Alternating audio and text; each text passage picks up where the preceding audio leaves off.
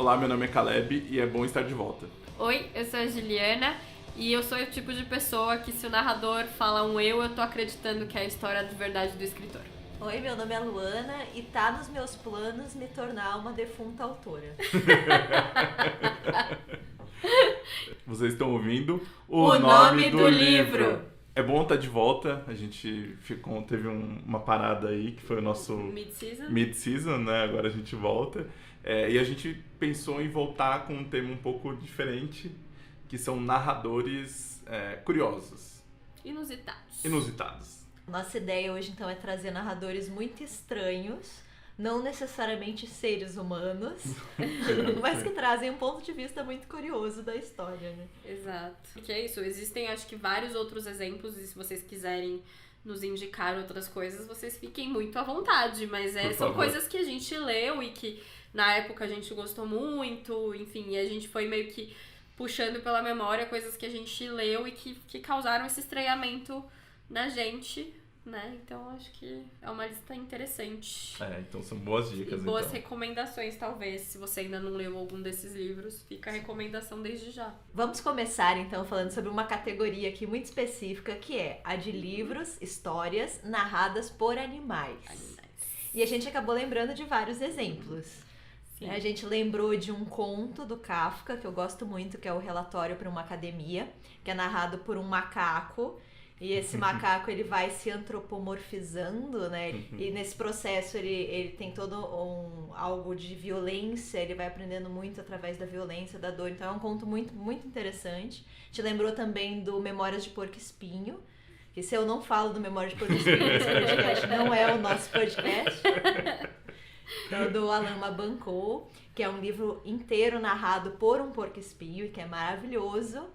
Mas o que a gente vai falar hoje é um da Virginia Woolf.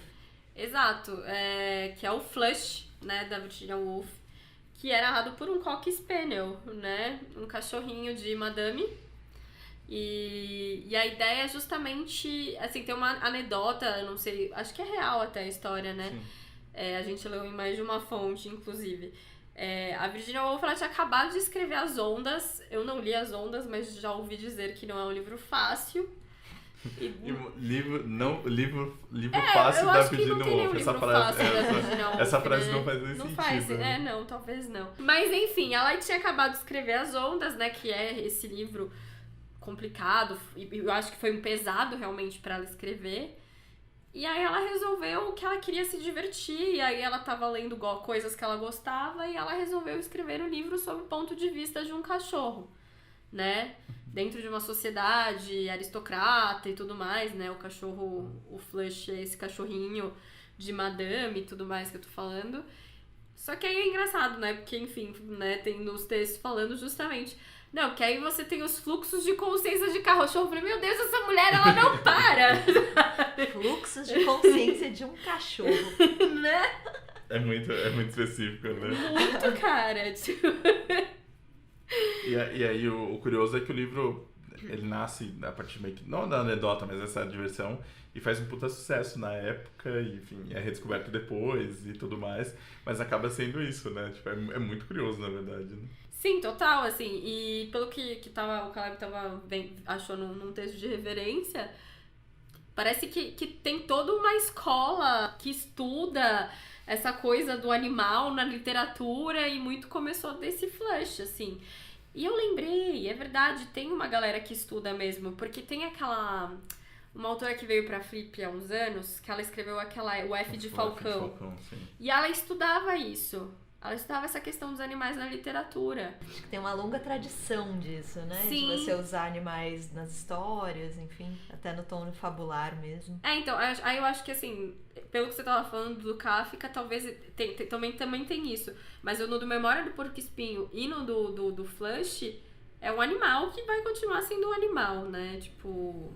Apesar tem os mesmos comportamentos animais, né? Sim. Ele tem essa consciência... né, um pouco talvez próximo ao humano, mas ainda assim ele tem comportamentos animais, ele não é totalmente humanizado, né? Eu acho que isso que causa esse estranhamento pra gente, assim. O do Kafka, ele é um animal a princípio, mas que por questão de sobrevivência precisa ir se tornando cada vez mais próximo a um homem, né? Uhum. E a forma como ele vai aprendendo isso é através da violência. E o interessante desse conto é que ele tem a consciência do que ele perdeu e de onde que ele está chegando, assim. E o conto se chama Relatório para uma Academia porque ele escreve de próprio punho a história dele, o que aconteceu com ele. Caramba. Por que ele se tornou o que se tornou, né? E manda isso justamente para uma área acadêmica, né? Para uma área de sapiência, né? Mas fala justamente sobre isso, sobre essa perda do animal em prol de uma civilização, né? Suposta civilização. Suposta civilização, mas que é muito mais bárbara e violenta do que, na verdade, a origem dele, né? Cara, isso e se você for pensar, então, na verdade, ainda que o Flush seja talvez um pouco mais sutil nessa questão de crítica, todos os três que a gente tá falando tem algum tipo de crítica, né? Sim. Porque se o Flush tá dentro dessa aristocracia e essa coisa meio de aparência, tem um pouco disso, né? Mas o do Mabancol também, com total, certeza, né? Fala justamente sobre essa questão de domínio, de força, né? É um animal que é submetido à vontade de um homem e de um homem que é psicótico, que é um assassino. Então, tudo que ele perde para conseguir sobreviver estando sob domínio dessa pessoa, né, muito mais forte e muito mais cruel. Então, acho que é sempre isso. Eu acho que essas histórias que tem um animal como um ponto importante, um ponto focal importante, sempre falam um pouquinho sobre perda de inocência.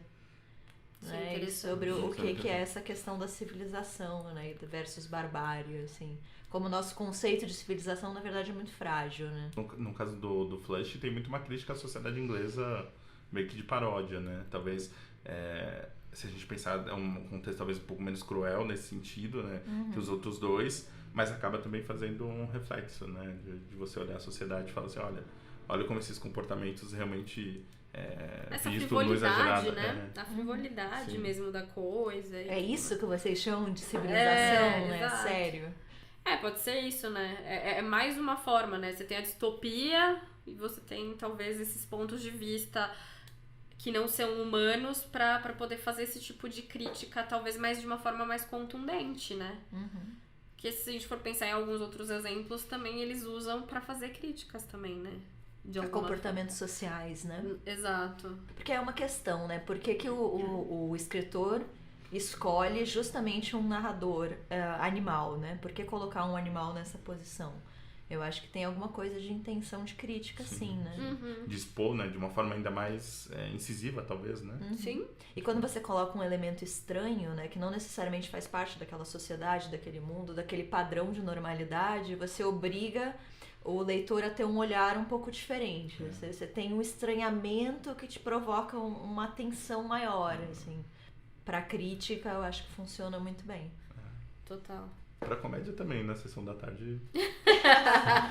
Né? A gente podia começar o quadro livro sério ou filme da sessão da tarde. Né? Um macaco numa academia. Nossa, a vida de um cachorro. Eu amava todos os filmes. Nossa. Mas eu gostava do fundo do poço mesmo. Tipo, sabe, Lassie gostava. Sim, sim. Eu gostava de nível, a grande jornada. Nossa, Grande jornada. que tinha a gatinha, o boxer e o golden retriever. Sim. Essa era uma turma do barulho. Nós somos o quê? Uma geração que cresceu acreditando que os animais provavelmente falam. Né? Exato. Como não fala? Talvez eles não falem comigo, mas entre si, com certeza. Super. Tá, então vamos para a próxima categoria. Vamos. Qual? Então, se antes nós tivemos animais narrando histórias, agora a gente vai ter um narrador que ainda não nasceu. Essa é curiosa, essa conversa é curiosa. Sim. A gente tá falando do Enclausurado, do Ian McEwan, né? O livro mais recente dele. E a história é toda narrada por um feto. Na barriga da mamãe. Na barriga da mãe ainda. E que um feto, na verdade, que vê e tem consciência plena de tudo o que tá acontecendo. E olhar crítico. Olhar crítico, exatamente. Uma excelente lembrança. Só que o livro é todo narrado por ele, a partir do que ele vê na barriga da mãe, e tem toda uma trama que envolve traição, assassinato, enfim. A mãe do feto tem um amante, que é o cunhado dela, e esses dois bolam um plano, né, pra matar o marido dela. Pra poder ficar com uma casa que valia milhares e milhares de libras, né? E a única testemunha, né, desse plano maquiavélico é o feto. Eu lembro que quando esse livro saiu, uma galera, tipo, odiou esse livro, assim. Tipo, é estranho, né? Porque você achou um absurdo, meu Deus, que coisa, sabe? Tipo...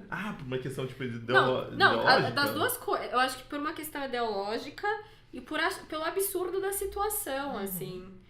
E eu acho que tem umas cenas que eles, né, porque, enfim, o casal lá, enfim, né, está tendo relações sexuais e aí o bebê... Ele fica muito incomodado. Ele fica incomodado. Aí o pessoal... Eu lembro que eu vi várias críticas a esse livro, assim. Mas por conta dessa... E eu acho que deve ser uma coisa... Esse eu, infelizmente, não li, mas deve ser um negócio irônico, tipo, de gargalhar, assim. Eu entrei super... Quando eu postei minha resenha desse livro, muita gente criticou isso, assim, imagina se um feto ia ter esse olhar crítico. Ia ser capaz de tecer esse tipo de biografia. Gente, é um feto que fala. Vocês realmente estão preocupados com isso. O grau de verossimilhança aqui, né? Porque assim, eu acho que o que pode acontecer no caso desse eu não comprei história. Ok. Acabou. Não leu, ou leu e não gostou, e tá tudo bem. Agora, ficar questionando se o feto vai pensar isso gente, é demais. Né? Pra mim é o tipo de livro que o autor chutou o pau da barraca. Mas o que eu mais gosto do livro é ele olhando pra isso, do tipo, eu vou chegar nesse mundo ainda, assim, mas ele já tem conhecimento de tudo que tá acontecendo, né? Eu acho divertidíssimo. E a mãe ouve muito podcast sobre assuntos variados. E ele descobre, né? Ele aprende aí ele sabe opinar sobre tudo, assim, a questão da imigração, ele tem uma opinião formada. E ela bebe todas, né? Sim, e ele adora, né, que ela bebe. Ele adora, ele fica um expert em vinhos, né? Tipo um sommelier, assim, ele sabe as uvas, enfim, os anos. Eu achei um livro divertido. Eu acho divertido porque, assim, ele tem... ele seria um livro simples sobre traição, e um livro de crime quase, assim, sabe? Tipo, de costumes, mas acho que com essa coisa do narrador... Exato, seria uma coisa extremamente banal e que a gente já conhece. Tanto que é uma brincadeira, né, com Hamlet. Com Hamlet, né? Sim. Até o nome dos personagens. Sim. É Gertrude, ela é Trude. Sim. Cláudio é o Claude. Assim, assumidamente uma brincadeira em cima do Hamlet. E totalmente inusitada, né? Acho que a gente já viu essa transposição do Hamlet para inúmeras mídias, né? Entre livro, quadrinho, enfim, acho que várias histórias, mas não dessa forma, né? Sim. E eu tenho a impressão também que se não fosse esse feto, seria uma história muito mais pesada, né? Sim. É uma história, uma trama de assassinato entre irmãos, um irmão querendo matar o outro. Sim. Então o feto, ele traz essa ironia, mas também um pouquinho mais de leveza, né? Ele dá uma leveza pra uma história. Ao mesmo tempo que eu acho que rola uma crítica a esse feto, voltando ao que a gente tava falando dos animais, né? Essa visão anterior, né? Por mais que seja um bebê super inteligente e tal, ele tem um pouco de inocência de tipo, mas por que eles estão fazendo isso? Uhum. Quem é quem? E aí a partir disso conseguem tecer uma crítica à sociedade, né? Sim. Então também tem isso, né? Um pouco, não total, acho que tão forte quanto os livros de animais que a gente falou agora há pouco, mas também tem essa função, né? Sim, ainda assim é um olhar estranho, né? É alguém que ainda não pertence àquele meio, àquela sociedade, tecendo uma opinião crítica sobre aquele mundo. Causando, já tá tendo esse estranhamento inicial, né? Sim, com certeza. E totalmente mais sábio, né? Ele se posta, né? Como se fosse já soubesse de todas as coisas. Coisas de criança, de bebês. Coisas de feto. Comportamento típico de um feto. Nossa, eu não sei porque agora eu pensei no... Também filme de Sessão da Tarde, desculpa. Mas olha quem tá falando. Olha quem tá falando, né? Todos têm uma história. Não, olha quem está falando é realmente sensacional. E olha só, eram crianças super inteligentes também. Sim. Tecendo comentários sobre a vida. E é que eu tô com isso na cabeça, uma informação sobre gravidez, assim, trivia que eu descobri, que me contaram, que a gente acha, eu não sei, eu não sabia disso, eu fiquei chocadíssima. A gente acha que o útero ali é tudo muito escuro e quentinho e tal, mas a criança, tipo, a barriga da mãe é tipo a nossa pálpebra, então se você sai no sol, você vê uma coisa meio avermelhada, né? Então, tipo, a criança... Tipo, a pele né, essa coisa assim, ela não tá totalmente no escuro. Então, se a mãe anda com a barriga pra fora, no sol... Ela fica exposta à luz. Ela fica exposta à luz, cara. Eu tô chocada com essa informação. Mas ele fica já de olho aberto ou fechado? Não sei. Aí já é muita informação. Mas é isso, assim, sabe? Tipo, não é tão um ambiente quentinho e escuro e... A barriga da mãe é tipo uma pele fina, tipo a nossa pálpebra, mano. É assustador isso. Eu fiquei bem assustada. Acho que todo o processo de ter filho envolve coisas bastante assustadoras. Bastante né? assustadoras. Eu fiquei, tipo, aterrorizada com essa informação. Comentário de quem não tem filhos, mas pra mim, sempre vai lembrar Alien. Sim. O nosso próximo narrador talvez seja um dos mais originais, pensando na forma, até mais que esses outros. E no contexto, né? No contexto. Que é o nosso narrador póstumo. Sim. Nosso defunto narrador. Defunto narrador, que é o Brás Brás Cubas, né? Do Memórias de... Memórias póstumas de Brás Cubas. Machadão. Machado de Assis. Cara, eu confesso que esse é o que mais me fascina, assim, acho que dessas histórias, assim, porque... Muito por conta da ironia, né? Não, pensando em quando que esse livro foi escrito, né? Acho que muito, século XIX ainda. É muito maluco, né? Ele já tinha escrito, já era um cara respeitado, na que verdade. Que escrevia né? livros mais românticos, sim, né? Do romantismo. E ele resolve criar um narrador que escreve um livro depois de morto. Da onde ele tirou essa ideia, cara? É muito genial. Não, e desse cara, né? Esse Brás Cubas, que em vida foi um nada. Um nada, né? Foi um nada, mas assim, ele tem essa ironia, né? Sim, ele é um cara que não fez nada de importante, mas que ao mesmo tempo se sente importante o suficiente pra escrever um livro depois de morto, né? Que ele fala que não tem muita coisa que fazer lá, né? Tá de boa, meio tédio, né? E de novo essa questão da crítica, né? Como a Ju falou, ele tá morto, então ele não precisa mais... Não tem amarra nenhuma ali, não tem mais filtro, tá soltinho, né? Porque em vida, muito do que ele faz é sempre em prol de aparências, né? Pra pertencer àquela alta sociedade. A busca mesmo dele, né? Do pai, de ser um cara respeitável, de ser um político, se eu não me engano, né? Ser alguém importante, né? Alguém notório naquela sociedade. Que ele já tinha dinheiro, né? Dinheiro ele tinha, né? Nunca precisou trabalhar, como ele mesmo atesta, né? O Brás Cubas é muito retrato daquela elite, né? Daquela sociedade do Segundo Império. Então ele sempre viveu em prol de aparências, mas agora ele tá morto. Então ele não deve mais nada pra ninguém. E aí ele pode fazer essa crítica, né? Sim. A crítica é construída através dessa imparcialidade, né? Do narrador. É genial. É genial. E quando a gente fala genial é por conta disso, né? A gente até recentemente viu, né, nós três, o Machado tinha algumas referências que são referências que você pode pegar um pouco dessas ideias meio que estava acontecendo, mas ainda assim... É de uma originalidade. Não, e o mais legal... E unir essas duas coisas, não, né? E o legal ainda, né, eu acho que, não sei como é que vocês aí, se vocês já leram, né, é um livro que é pedido em vestibular, então é um livro, talvez o do Machado mais lido, mas o mais legal e ele começa a fazer isso e depois ele faz em outros livros também, é se dirigir ao leitor. Então o morto ainda, além de estar contando a sua própria história, ainda tá falando com você que tá lendo, sabe? Isso é e tá tirando sarro da tua cara, assim. O problema deste livro é você, leitor. É tu, leitor. E é isso, sabe? Eu acho... Essa é uma sacada, assim, tremenda, sabe? Imagina o que isso causou na época que foi lançado, sabe? Tipo... Pra aquele público, né? E é um texto muito vivo, né? Sim. Pra gente, ele já é um texto muito... E eu gosto muito do começo, né? Que ele dedica o livro aos velhos, né? Que vão comer o corpo dele. E aí, tipo, isso é tão... Este é o melhor início de livro nossa, eu ever, demais, assim, não tem como superar. Ele dedica o livro ao primeira- verme que primeiro primeiro... errou e as carnes frias. É maravilhoso. E tem alguns pontos do livro que ele é tão cruel, assim.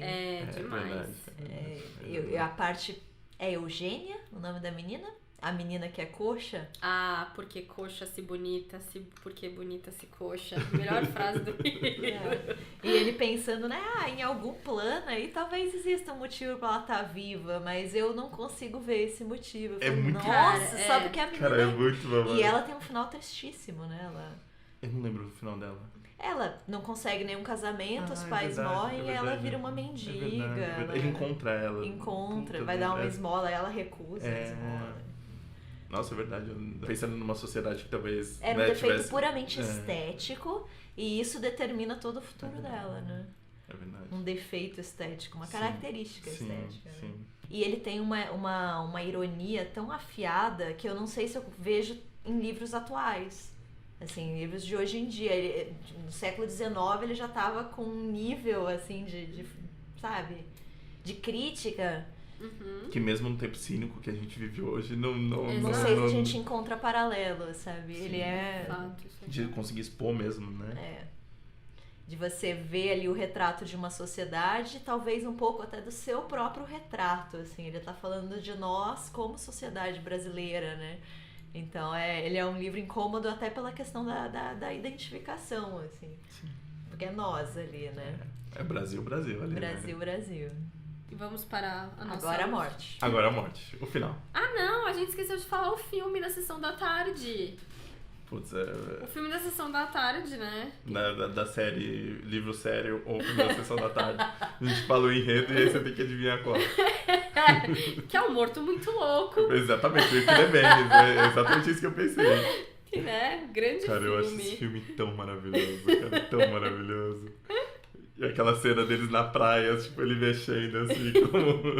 Cara, e é absurdo, velho. Vocês conseguem Mano, ver? o cara, tipo, tá morto, tipo, quase um mês. O bicho tá fedendo, né? Ele só tá lá sorrindo, assim. Faz um sucesso, né? Eu lembro que eu tava vendo How I Met Your Mother e eles fazem, né? Uma brincadeira. Que, tipo, o Barney tá meio desmaiado e, tipo, eles... Putz, não, mas ele acho que ia conhecer a sogra dele, enfim, alguma coisa assim, aí eles fazem assim. E depois virou um funk, né? Eu recomendo funk do Morto Muito Louco. Não conhece? Gente. Pior é que eu conheço. Diferente, vem com a gente, não sei o quê. Não, eu lembro desse, mas eu não lembro. Caleb. Eu lembro desse da mesma pra outra música. Não, fica aí a recomendação de um funk, então. É o funk do Brás Cubas. E agora, pra finalizar, a morte. Nessa nossa lista, a gente também resolveu, já que falou do feto, do narrador póstumo, a gente vai falar da morte. Sim. Personagem que... Pode falar que é encantador? Eu acho encantador. Desses eu acho que talvez seja o menos crítico, assim, né? Não, acho que crítico. Não, muito crítico ainda, eu acho. Que é a morte da personagem principal. Não sei se personagem principal, não, mas... É narrador, a narradora, né? A narradora. Não é a personagem principal. Da menina que roubava livros, do Sim. Marcos Uzaki, que virou filme já, né? Enfim. Eu vi o filme? Não.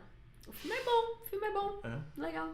Tá. O filme é bom. Vocês viram o filme também? Não? Todo mundo falou muito mal, Ju. Eu gostei do filme. É que eu gosto Achei do decente livro. até, assim. Tipo, porque é isso, a dificuldade de fazer um filme que é narrado pela morte. Como é que você vai fazer isso, E como né? que eles resolvem isso no filme? Não, tem um narrador, tipo, que às vezes Em off? entra em off. Mas é a morte. Mas não tem, Que é a morte. não Mas tem é de que esse capuz? menino é um homem.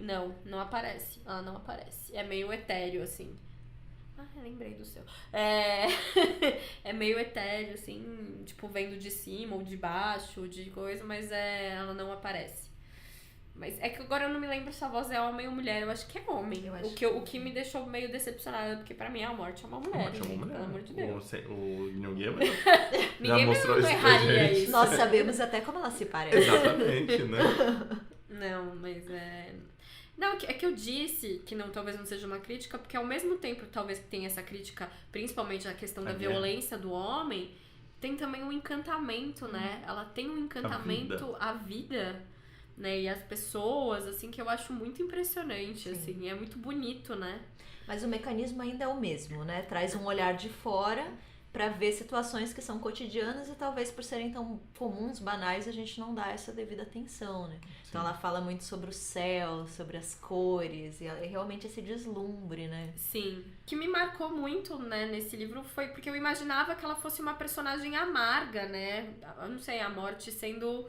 Ou uma pessoa... uma pessoa, não é uma pessoa, mas assim, uma personagem talvez mais... Não sei... Triste. Violenta, triste... E não, assim, você vê que ela é apaixonada por aqui, sabe, por essas pessoinhas que ela controla. E até quando ela fala da menina, que é a menina que meio que engana ela, né? Sim. E meio que, tipo, ela sente uma... Não sei se curiosidade, né, mas... É uma coisa, uma fascinação, né? Pode ser. De tempos em tempos, acho que ela encontra alguém que ela vê que vale se a pena apega, acompanhar, né? E tudo mais, né? Então... E aí é isso, né? Você vê que, na verdade, ela pode até ser doce, né? A morte pode ter essa, né? Essa coisa, assim... E isso me chamou a atenção, assim, né? Porque virou um personagem... Assim, justamente essa complexidade, né? É porque eu lembro que chamou a atenção no sentido, pra mim, foi de... que ela vira e fala assim, você acha que eu gosto da guerra? Tipo, ela me dá mais trabalho, não é? Tipo... E aí eu fiquei meio... Não, eu fiquei meio pensando, tipo, realmente é um outro olhar sobre a guerra, né? Tipo, enfim, principalmente a Segunda Guerra, se a gente pensar que, sei lá, quantos milhões de pessoas morreram, na verdade, Sim. né? E é isso, né? Você tá a história que ela conta, a Penélope está participando hoje do podcast. Não, então, desse contexto, né? O livro se passa durante a Segunda Guerra Mundial, na Alemanha, num contexto, né, totalmente miserável, violento e tudo mais, e você vê doçura, né? Ainda assim você vê doçura. Sim. Eu gostei muito desse livro. Sim. Bom, nós ficamos tentando lembrar de narradores que não fossem nem animais, nem fetos, nem defuntos. Nem seres vivos, né? A gente tem certeza que a gente já leu algum livro, algum conto narrado por uma coisa, né? Um objeto, mas a gente não lembrou. Se você lembrar, por favor... Escreva e conte pra gente. Tenho certeza que quando a gente acabar de gravar esse podcast, a gente vai lembrar. Então, só entrando nesse parênteses, a gente ficou muito em dúvida se o Viajante numa Noite de Inverno, do Ítalo Calvino, seria. Mas a gente meio que achou que não. Né? Que tem aquele começo maravilhoso que é você está começando a ler um novo romance do Ítalo Calvino, tal, um novo livro, enfim, que é justamente falando dessa experiência de leitura e tal, e falando do leitor e da leitora e tal. Mas eu acho que também não é o caso, mas eu me lembro muito dessa imagem de estar lendo um livro narrado por um livro, não sei. Eu não consigo lembrar. Nós pensamos também como seria maravilhoso ter um livro narrado por Deus. Sim, porque eu ainda não li este livro, gostaríamos, porque é o narrador onisciente por excelência. Sim, e a gente não está falando da Bíblia do Cid Moreira, tá, gente? Que, né, vocês podem dar essa dica pra gente, mas não é isso que a gente tá falando. Mas aí nisso, né, de ficar tentando lembrar de narradores improváveis, eu lembrei, fiquei muito feliz de ter lembrado de um livro que eu sou apaixonada e eu adoro recomendar ele pras pessoas, que é A Ostra e o Vento, do Moacir Costa Lopes. Esse é um grande escritor brasileiro que eu tenho muita admiração e que, na minha opinião, ficou esquecido. Ninguém fala mais dele e os livros já estão esgotados também. E ele é um escritor fora de série, assim, ele é cearense, ele morreu há pouco tempo atrás, no início dos anos 2010 aí. E A Ostra e o Vento é genial, assim, fala sobre uma menina que é filha de um faroleiro e ela cresce sozinha, praticamente sozinha em uma ilha, e esse pai é extremamente possessivo com ela, enfim, não deixa ela ir pro continente, não deixa ela conviver com outras pessoas, e a necessidade extrema dela de conviver com outras pessoas faz ela fantasiar pessoas. Então ela começa a imaginar um amante, um namorado que não existe, mas que, enfim, supra essa carência. E esse namorado dela, que ela chama de Saulo, se manifesta com ela através do vento. E aí você tá lendo a história e você entende essa carência extrema dessa menina que tá se tornando uma adolescente, que tá descobrindo o próprio corpo. E aí, de repente, Saulo começa a narrar o livro. É o vento narrando o livro. Caramba, que demais. É maravilhoso, assim, é de uma genialidade absurda, e aquilo quebra todas as suas expectativas, porque você fica, gente, mas ele não existe. Ele não existe porque ele tá narrando o livro. É lindo, é maravilhoso. Gente, procurem esse livro. Dá pra achar baratinho, assim, ele tá fora de catálogo, mas dá pra achar fácil em estante virtual da vida, assim. E é curtinho, mas é de uma beleza absoluta, assim. E é esse trecho que eu acho lindíssimo, que é a história narrada pelo vento. Vale a pena. E o filme da Sessão da Tarde seria o Twister. Ou não. Tem muito romance aí, né? Mas tem vacas voando, que dá quase na mesma. Porra. Bom, depois de todas essas indicações, então, temos mais indicações para vocês no quadro Mais uma página. Que é aquele quadro maravilhoso em que nós damos indicações para vocês e contamos coisas boas que estamos lendo, assistindo, vivenciando no momento. Eu tô lendo um livro, não sei se vocês conhecem, chama Amiga Genial. De uma escritora chamada Elana Ferrante. Ninguém conhece muito ela. É uma escritora iniciante, mas promissora. Promissora. De uma série chamada Mas Série ninguém conhece Napolitana. ela é meio desconhecida, essa escritora. Aqui no Brasil ainda não, né? Aqui no Brasil. No mundo também não, mas enfim. Gente, eu tô lendo Amiga Genial porque a Juliana já tinha me indicado esse livro quando ela leu há muitos anos e eu não tinha lido ainda. E apesar da febre, né, da Ferrante Fever, eu não tinha lido ainda, então tô na metade do livro, tô gostando bastante e eu super indico. Assim. É que vai sair uma série na HBO, na HBO, que é uma série italiana que saiu o trailer. E eu tô emocionadíssima. O trailer tá bem legal. É muito bonito, cara. E eles cataram atores napolitanos pra pegar essa coisa, assim, eu achei sensacional de recriar esse bairro. E aí eu ia reler esse livro e o Caleb pegou ele na minha frente. Mentira! Você não ia reler nada! Eu falei que ia reler. Não, baixa!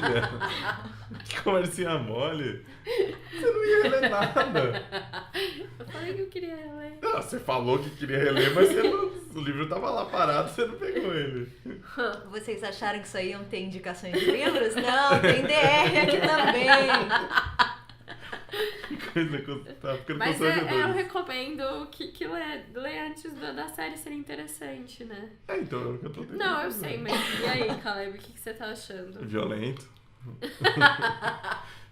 Tem pessoas sendo atiradas da janela, cara. Nossa, eu lembro que essa cena me ficou chocada. É meio chocante. Mas é que é meio defenestrada. Ato de jogar álcool aqui pela janela.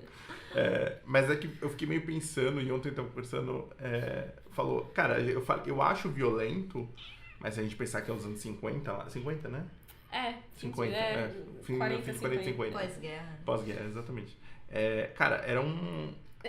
É a construção da máfia, né? Não, mas não é só isso. Não, o que eu ia falar não é isso. Cara, a gente também é violento.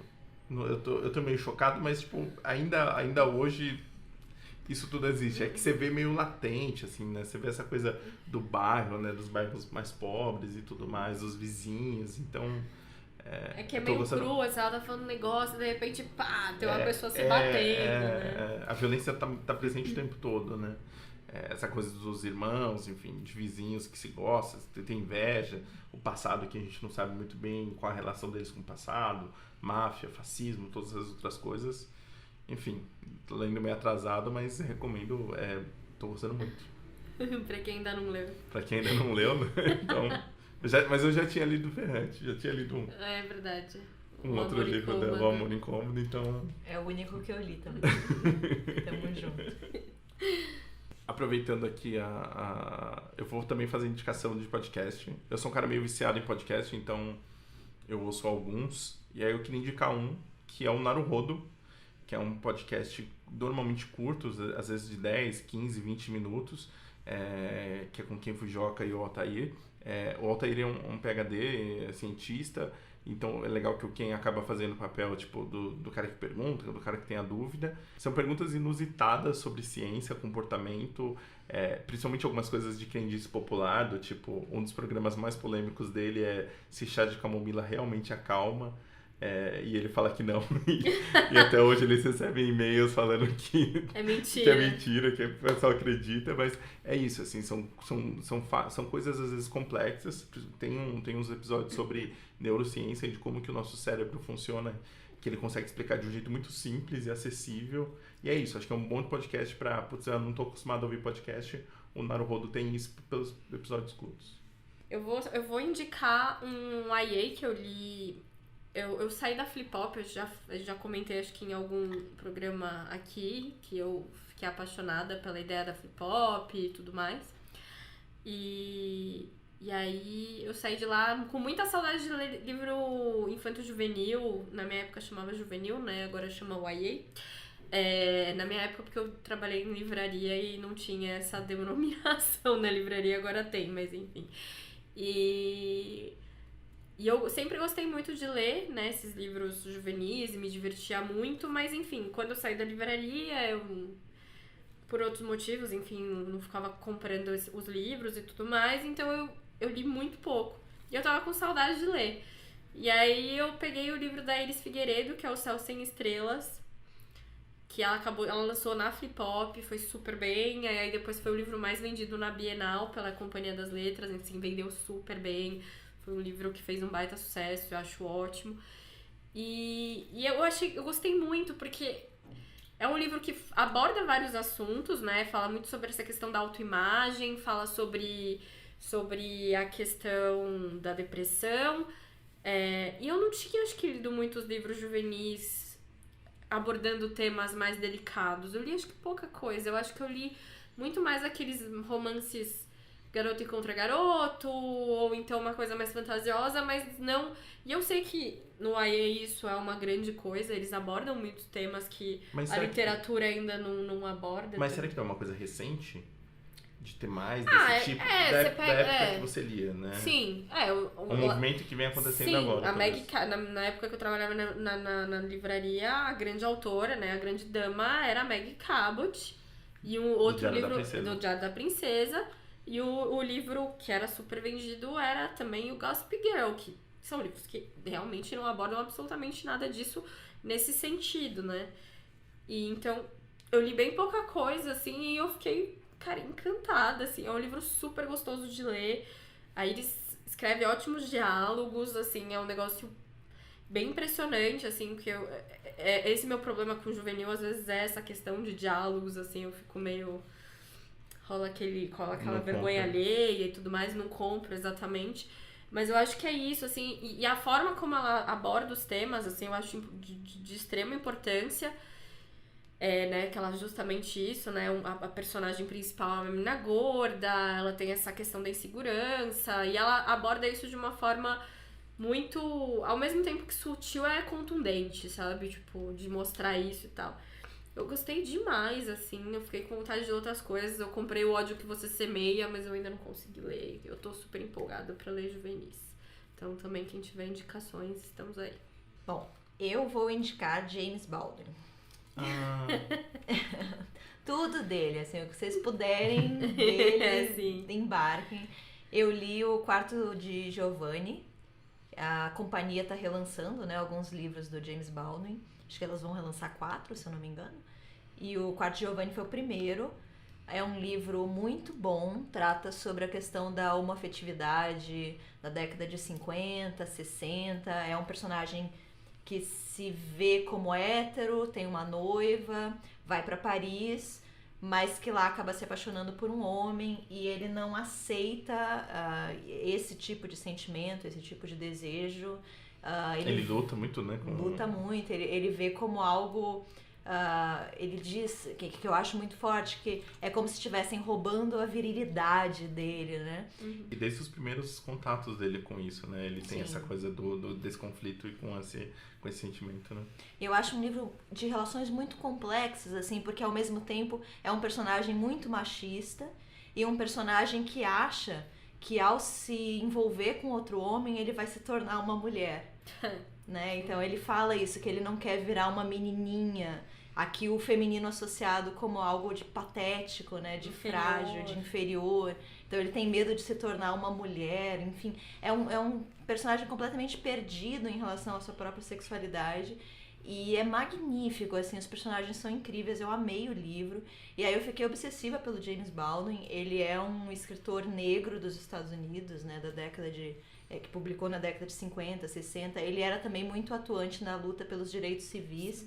Então ele era amigo de toda aquela galera da época, Malcolm X, Martin Luther King, o Medgar Evers também. E todas essas pessoas morreram, né? É muito e triste. ele é o sobrevivente dessa época, assim. Tem um documentário que fala sobre ele, sobre a obra dele, que é o Eu Não Sou Seu Negro, que é muito bom, dá pra achar no YouTube com uma qualidade boa.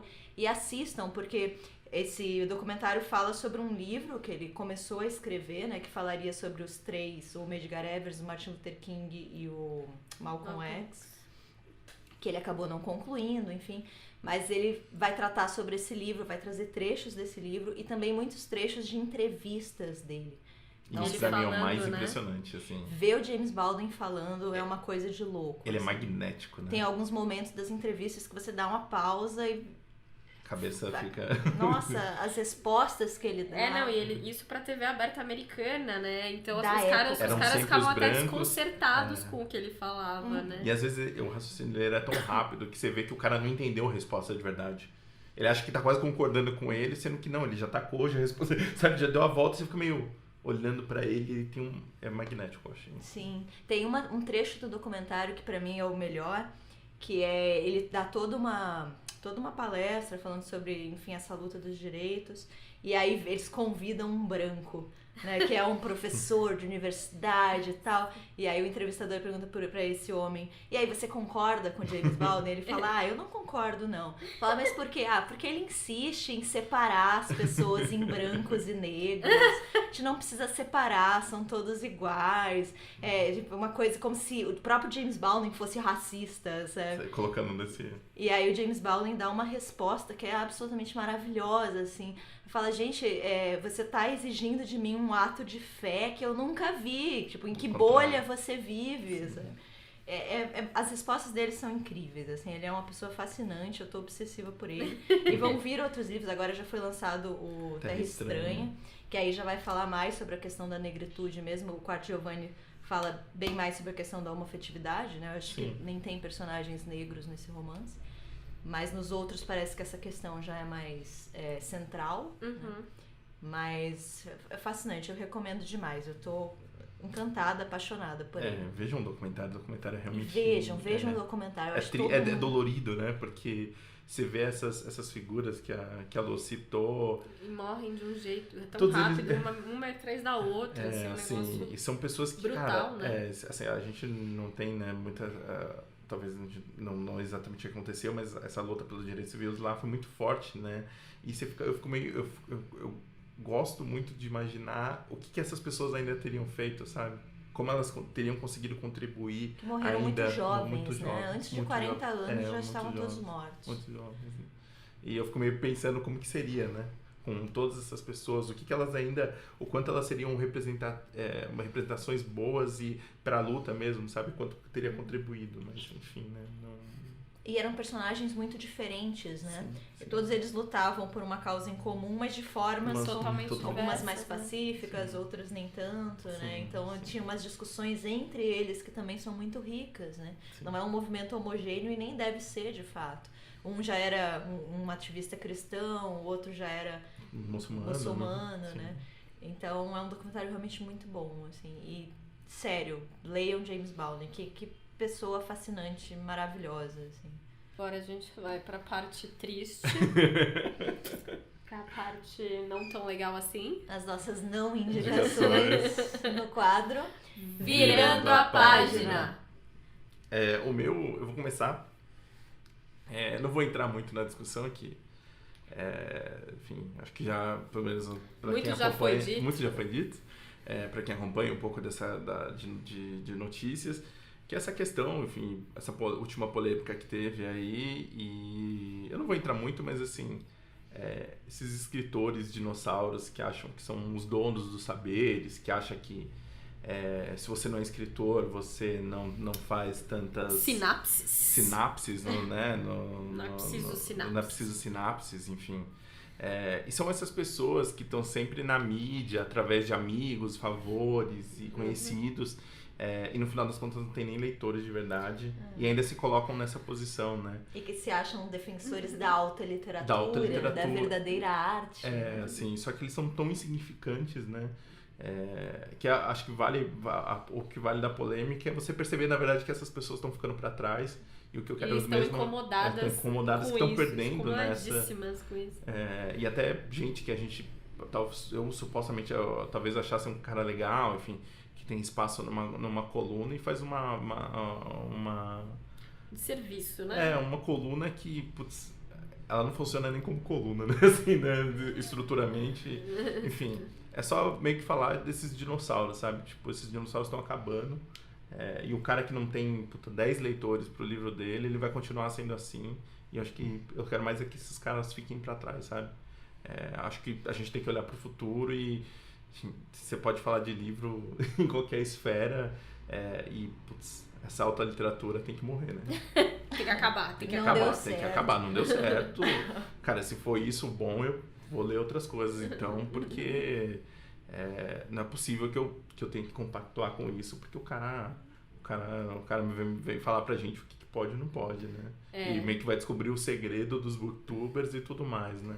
Sendo que existe booktubers, mas, cara, é inegável o quanto contribui pra leitura, enfim. E você ir meio contra isso é tão absurdo que você fala, cara... É atrasado, né? Você fala com as mesmas pessoas, né? Só para dar um contexto, foi um escritor que criticou... Começou criticando uma booktuber, né? Uma pessoa que faz vídeos na internet falando sobre livros no YouTube. Que ela cobra, né? Pelo serviço. Sim. E acabou criticando todo um grupo de pessoas, né? Vários grupos, né? Porque aí foi pra livreiro, foi pra leitor, foi pra tudo. Não, né? Ninguém presta a não ser ele, exatamente. Né? Só ele, na verdade, o artista é ele. Sim. Que é o escritor que faz sinapses, exatamente. E assim, eu como booktuber, a única coisa que eu queria falar é que eu tenho muito orgulho dos meus amigos, de todas as pessoas que eu conheço, que fazem vídeos, que divulgam, que conversam sobre livros, porque eles estão trazendo algo de novo para a literatura. Eles que estão movimentando o mercado. E não esse cara. Exatamente. Porque só para ainda um pouco mais dentro, ele veio com aqui a verdade sobre os booktubers. Cara.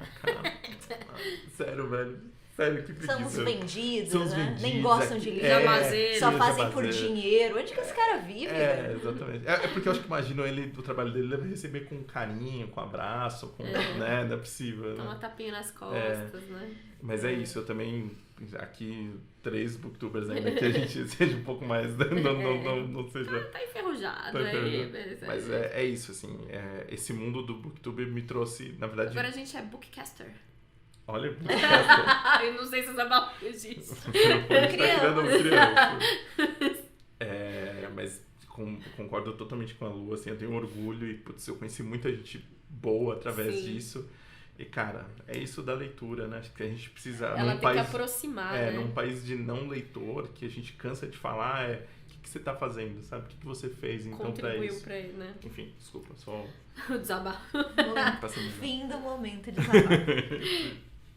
Bom, a minha recomendação foi, né, de uma personagem que tinha que ela tinha esse problema de autoimagem e tudo mais, então o meu virou da página também vai ser de uma personagem que tem esse problema de autoimagem, mas que não funcionou. Que é o filme da Netflix que chama Sierra Burgess, é uma loser, desculpa, ou Sierra Burgess is a loser, você acha das duas formas. Que é um filme que eles produziram recentemente, que é eu acho que é também direcionado a esse público YA, né?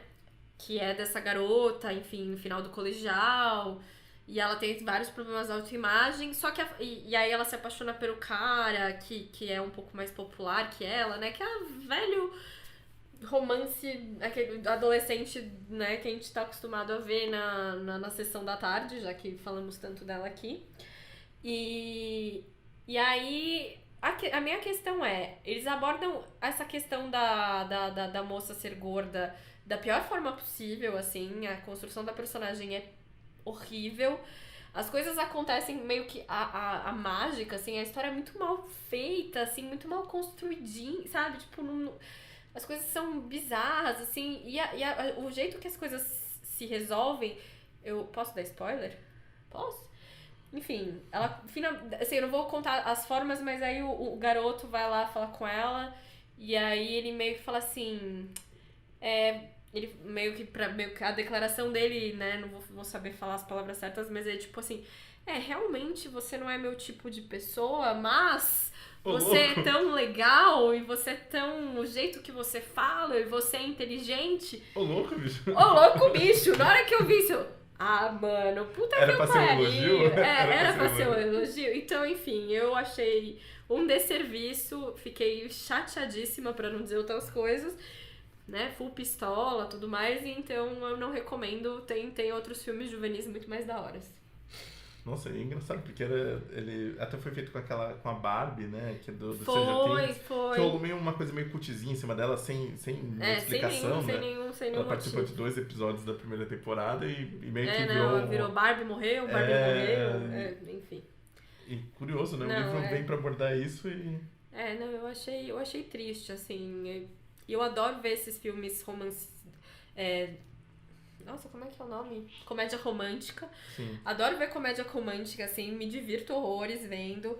É o filme que eu falo que é o filme pra dormir, que eu deito e assisto ou durmo. E aí depois... ou então depois retomo no outro dia pra terminar de ver.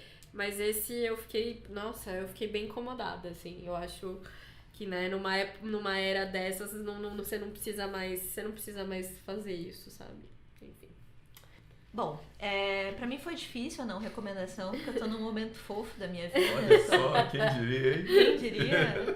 Comecei mal o ano, com livros que eu não gostei, atrás de livros que não gostei, mas agora está tudo bem, estou dando sorte. Mas aí a Ju falou qual ia ser a não indicação dela e eu vou copiar. A minha não indicação é o Pink Money, que está sendo bastante discutido agora, que é isso, né, de você ver que esse assunto de representatividade tá na moda, então vou me aproveitar disso para tentar ganhar algum dinheiro em cima. Exato. Né? E aí, de repente, os artistas estão fazendo várias escolhas bastante equivocadas, né, e teve a polêmica do Nego do Borel, da Jojo Todinho, e aí, de repente, a representatividade virou você se fantasiar de, sei lá, gay, favelado... Ou então colocar uma camisa com arco-íris e já é isso, sabe? Já estou militantezinha. E calma, né, gente? São questões muito mais complexas. Tem toda uma questão de lugar de fala que não está sendo pensado, refletido. Mas está acontecendo bastante, né? Demais. Essa volta do mercado justamente tentando atingir esse nicho, esse público. Porque o capitalismo não vai mudar nada, né? Ele só vai aproveitar coisas... Só vai englobar, fora tudo, incorporar, né? E vai colocar coisas nesse sentido. Sim. Eu vejo a importância de ter esses protagonistas, eu não vou mentir. Mas precisa ser bem... Se for bem feito, porque assim, você pode até problematizar, mas se a moda tá agindo pro bem... Né? Se de repente tá na moda você trazer personagens que nem sempre foram protagonistas e colocar agora como protagonista, tudo bem pra mim. Vamos trazer mesmo orientais, negros, gays, trans, tudo que for possível. Mas nisso, né, nesse balaio de coisas, tá vindo muita coisa ruim. Porque aí às vezes o discurso sai atravessado, né? Então, nesse caso, né, do Sierra Burgess, foi total, assim, equívoco atrás de equívoco, né? E tem outros exemplos, né, disso, né, de uma propaganda ou de algum artista que adere e fala, não, aderi a essa causa, mas aí você vai ver o discurso da Jesus amado, sabe? Que foi o caso recentemente da Anitta, né? Até com essa questão do Nego do Borel, né? Que a declaração dela foi, ele é um cara meio inocente e tudo mais, mas porra, cara... Nós não acreditamos em inocência, né? Assim, não, por mais que você seja inocente, cara, assim, Você se veste de drag queen no clipe e apoia o Bolsonaro. Cara, como é que você não sabe o discurso do Bolsonaro? Sabe? Não existe lugar pra inocência aqui, sabe? Tipo, se você vive no Brasil por 5 minutos, você sabe que é o Bolsonaro, quem é Bolsonaro, o que ele prega, sim. Sabe? Assim... É difícil nesse sentido, né? Então, é isso. Muito obrigado pra todo mundo que tá ouvindo a gente. Até a próxima e Tchau. Adeus. Como que é Deus em alemão? Auf Wiedersehen. Auf Wiedersehen. Ou tschüss.